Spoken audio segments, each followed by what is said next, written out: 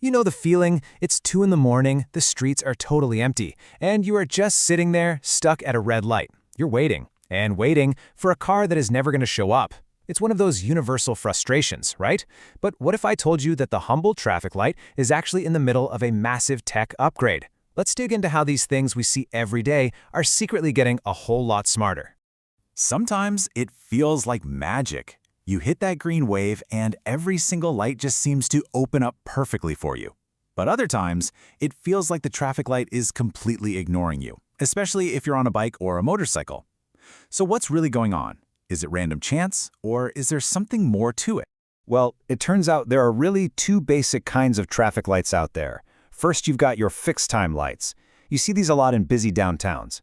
They're basically just on a simple timer. Doesn't matter if there are cars or not, that light's going to turn green every 90 seconds, period.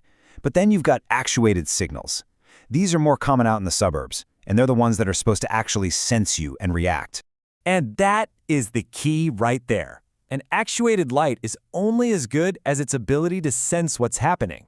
For it to change, it has to know that you're actually waiting. And the way it sees you, well, it's pretty clever. So how exactly does a traffic light see the world? It doesn't have eyes, obviously, but it has some pretty ingenious ways of detecting us as we move around. Have you ever noticed those weird squarish lines cut into the pavement right before an intersection? Well, those aren't just for decoration. They're actually a coil of wire called an inductive loop detector. It creates this invisible magnetic field, and when a giant metal box, like your car, rolls over it, it disturbs that field and sends a signal to the traffic light saying, hey, someone's here. The problem is, this very common technology has a pretty major flaw. It has a huge blind spot that can leave some of us completely invisible. See, the whole system is designed to detect a big chunk of metal. So what happens when you're on a motorcycle, or worse, a bicycle? Oftentimes, there just isn't enough metal there to trigger the sensor. To the intersection, you might as well be a ghost. And this quote from the Institute of Transportation Engineers just nails the real-world problem here. If you're a cyclist and the light doesn't see you, what do? You can wait for a car to pull up behind you, hopefully. You can get off your bike and hit the crosswalk button, or you can risk it and run the red light when it's safe. None of those are great options. It's a fundamental failure of the system. So to fix this blind spot, cities are giving these lights new sets of eyes. You're seeing a lot more video cameras up there which can visually track traffic. And there's also microwave radar, which is super cool because it can see cars perfectly even in heavy rain, fog, or snow.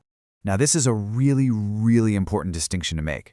When you see a camera at an intersection, it's easy to think, oh, that's a red light camera. But most of the time, that's not what they are.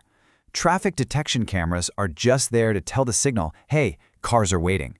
Enforcement cameras, the ones that mail you a ticket, are a totally different beast. Okay, so a single smart intersection is cool. But the real magic, the real game changer, happens when you connect all of these lights together into one big, coordinated network. This brings us to what's called an adaptive traffic control system, or ATCS. The best way to think about it is like giving the city's entire traffic grid a central nervous system. It's constantly taking in information from all over and making real-time adjustments to keep things flowing smoothly. And the payoff for doing this is huge. These systems make sure green time is shared more fairly, so one street isn't always backed up. It makes your commute time way more predictable, and it helps create that smooth flow that we're all looking for, which cuts down on traffic jams for everybody. It just makes the whole system work better. This diagram here gives us a peek under the hood of one of these systems, called Scoot. And what's so wild is that it's not just reacting to traffic that's already there.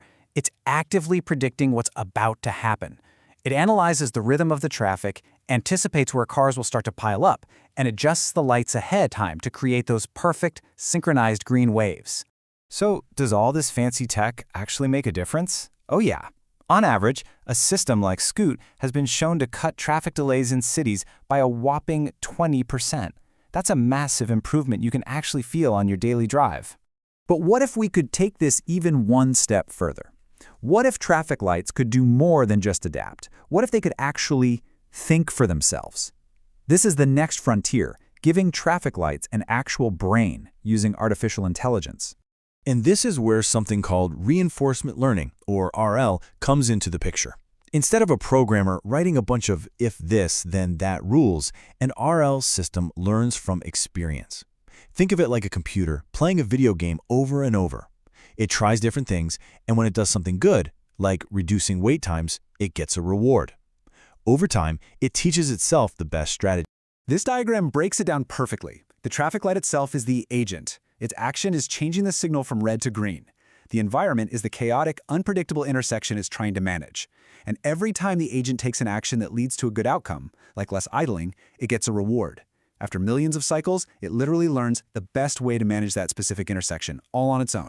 And listen, this isn't just a theory on a whiteboard. Researchers at Carnegie Mellon University actually put this to the test in Pittsburgh. They set up a network of AI-powered traffic lights and basically just let them figure out how to manage the city's traffic. And the results were absolutely stunning. The AI system cut the time cars spent idling by an incredible 40%. Overall travel times dropped by 25%. I mean, those are numbers that can literally transform how a city moves. So the promise of all this tech is undeniable, right? Faster commutes, cleaner air, less frustration. But as our streets get smarter, they also get more observant. And that raises some pretty big questions about privacy. On the one hand, you have this incredible upside. I mean, travel times being cut by a quarter, that's amazing. Less pollution from cars just sitting there burning fuel. More time back in our day. It is a huge win for efficiency, for the environment, for all of us. But, and this is a big but, that efficiency might come at a cost. The ACLU and other groups have pointed out that the very same cameras that make traffic flow so well can also create a detailed record of our movements. They can track where we go, when we go there, essentially creating a map of our daily lives. And this really gets to the heart of the issue, and it's a question we're all going to have to think about as this tech becomes more common. What is a perfect, seamless commute worth to you? Are you willing to trade a little bit of your privacy to get it? The answer to that question is probably going to shape what our cities look like in the very near future.